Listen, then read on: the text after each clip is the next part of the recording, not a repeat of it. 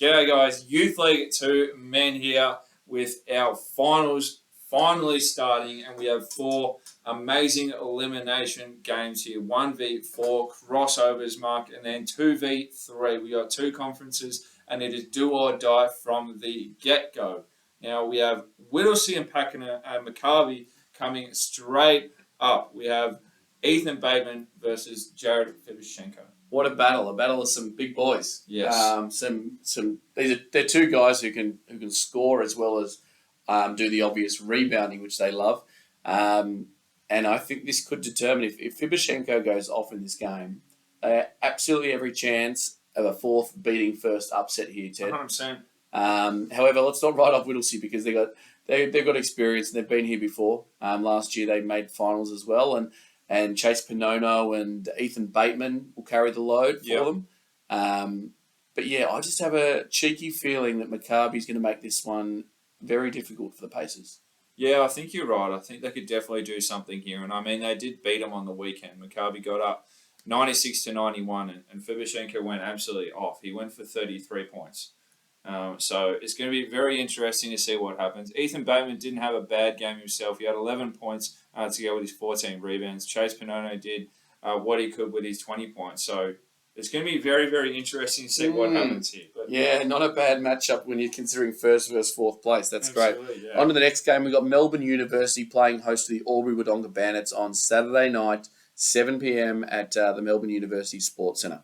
Yeah, this is going to be a good one. I'm very keen to see what happens here because Josh McDally has had an impressive season, to say the least. He's been in the league for a number of years. He's played seniors competition. He's come back and playing youth league, and he's took this league by storm. He's had an abundance of 30-point games. He can shoot the lights out of the ball, and there's no doubt he loves shooting it because he's had games where he's put up like 16, 17, 18 3-point attempts.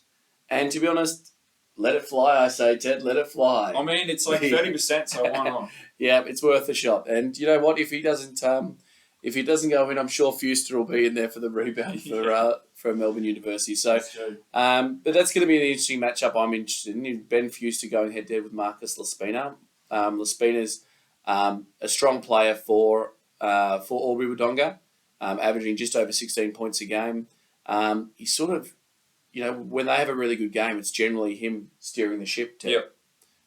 So that matchup of Fuster and Laspina is probably going to go a long way to dictating this result. Yeah, absolutely. We move on to Mornington and Surf Coast. I believe this is a 1-4 as well. I believe where we have Matthew Wolf for the Mornington Peninsula with Kai Taylor and Lockie Kangas, a young gun. I believe he had a 40-point piece somewhere in the season. He's represented Australia already, which is a massive achievement for him. Max Cairns off the weekend had a triple-double himself. It was 11 points to go, I think 14 rebounds and 12 assists or something like that, I think. So Mornington have some insane pieces, and they can do a lot with this group. A lot. Yeah, they're really exciting. I think that's what I get the sense when I get this think the Breakers. They're a really exciting sort of group, and I can see them going a long way and causing a bit of trouble in the final series. But they're going to have to get over the Surf Coast here, and they've got some pieces themselves. They've got some incredible length in their list. I look at Ryan Drinkwater. He's long, athletic, and he's averaging just under 16 points a game. I saw them play against Sunbury, and they went down, but Drinkwater was probably the most impressive.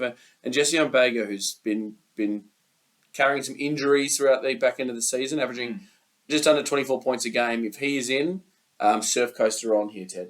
Yeah, they really are, and he's been absolutely dominant, especially the early start of the year. He had some massive performances, but yeah, carrying some injuries, fingers crossed, he'll be okay. Now, we'll look to the last game here, Sunbury versus Western Port. Owen Stevens has had some massive performances here, averaging 22 points per game. He's had some big games. Yeah, and he can thank us for that, Ted. There was the podcast, we were talking about sixth men, and he was getting brought off the bench, but then all of a sudden we have a podcast, and next week he's starting. So you're welcome, Owen, and well done on a fantastic year. You're shooting 39% from the three-point line at 174 attempts, which is absolutely ridiculous.